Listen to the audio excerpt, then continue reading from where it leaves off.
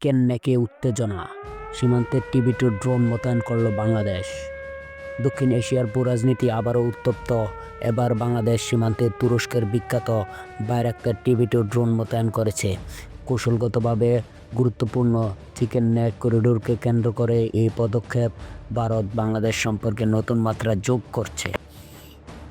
Chicken neck, যা Siliguri corridor নামেও পরিচিত, ভারতের মূল ভূখণ্ডকে উত্তর পূর্বাঞ্চলীয় রাজ্যগুলোর সঙ্গে সংযুক্ত করে।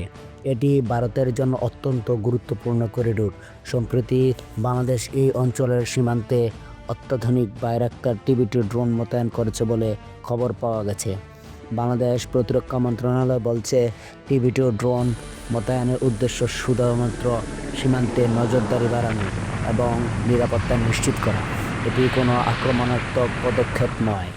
বিশ্লেষকরা মনে করছেন, বাংলাদেশের এই পদক্ষেপ দেশের সামরিক সক্ষমতা প্রদর্শনের একটি গুরুত্বপূর্ণ উদাহরণ। বাইরাক্তার টিবি-2 ড্রোন ইতিমধ্যেই বিভিন্ন যুদ্ধে কার্যকর ভূমিকা রেখেছে এবং বিশ্বের অন্যতম সেরা আক্রমণাত্মক এবং নজরদারি ড্রোন হিসেবে পরিচিত।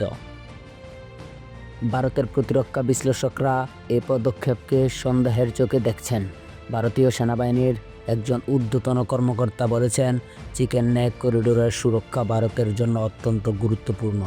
আমরা সীমান্তে কোনো ধরনের সামরিক তৎপরতা বরদাস্ত করব না। টিবি-2 ড্রোন মোতায়েনের মাধ্যমে বাংলাদেশ শুধু নজরদারির সক্ষমতা বাড়াচ্ছে না, বরং এটি শক্তিশালী বার্তাও দিচ্ছে। বিশ্লেষকরা বলছেন, দক্ষিণ এশিয়ার বর্তমান ভূরাজনীতিতে এই পদক্ষেপ একটি নতুন উত্তেজনার সূচনা করতে পারে।